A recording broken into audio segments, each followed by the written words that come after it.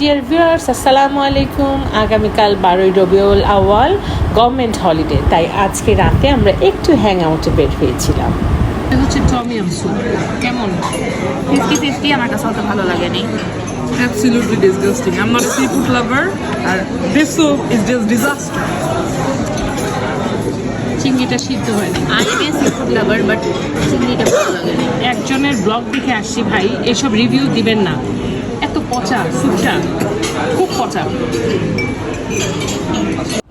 তো এই তো একজনের রিভিউ দেখে টমিয়াম স্যুপ অর্ডার করেছিলাম 4 সিজনে, মোহাম্মদপুরে, আমার বাবার বাসা ওখানেই। তো খাচ্ছি, একটু ডিজার্টেডই হলাম, কিছু করার নাই। তো আমি সার্ভিসম্যানকে ডেকে বললাম, ভাইয়া আমি ব্লগ করি, আমাকে এসব পচা টচা খাবার খাওয়ান না, আমি খুবই ফুডি মানুষ, আর আমার একটা পেজ আছে, তো নেক্সট খাবারগুলো ভালো করে দেন। তো লোকটা শুনলো এবং অবশ্যই ভালো মানুষ। তো এরপরে আমি একটু ছবি তুললাম, অল্প স্যুপটা খেয়ে মনটা খারাপ হয়ে গেছে। এরপরেই খাবারগুলো আনলো। যখন আমি বললাম আমি মিষ্টিজ ড্রিম থেকে মিষ্টি এসেছি, বিশ্বাস করেন নেক্সট খাবারগুলো মাশাল্লাহ মাশাল্লাহ আলহামদুলিল্লাহ আল্লাহ বারিক লাহু এত ভালো ছিল। আমি তো সার্ভিসম্যানকে খুবই থ্যাঙ্কস দিতে চাইলাম। আমি বললাম যে খাবার যদি এরপরেরটা খারাপ হয় আমি রেখে চলে যাব, এবং এক্সিলেন্ট ছিল। আমি তো খুবই ফুড লাভার, আপনারা জানেন।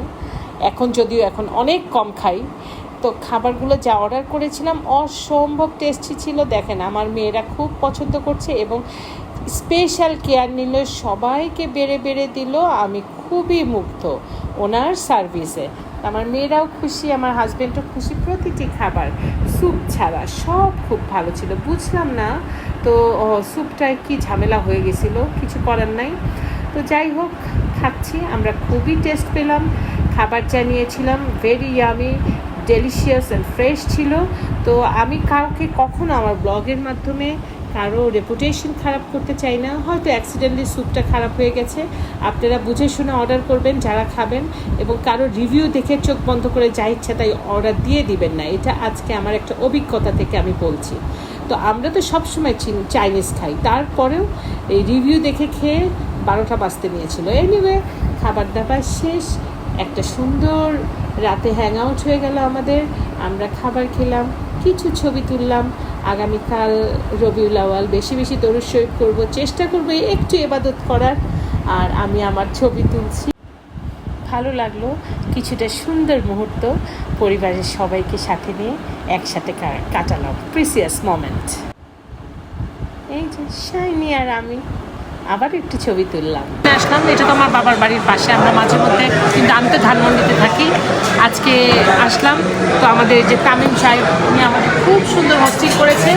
তামিম সাহেব, আমার ব্লগ পেজে কিছু বলতে চাইলে বলুন আমার ভিউয়ার্স। আসসালামু আলাইকুম। আমি দীর্ঘ অনেকদিন যাবত এই রেস্টুরেন্টে আছি, প্রায় 14 বছর যাবত। আমি ফুড অ্যান্ড বেভারেজের সাথেই আছি। আমার কাজ আমাদের যত গেস্ট আছে তাদেরকে সার্ভিস সেবা দেওয়া, এটাই আমাদের কাজ। আমরা চেষ্টা করি যথেষ্ট পরিমাণে ভালো করে সব কিছু করার জন্য। আর সবাইকে আসতে বলুন।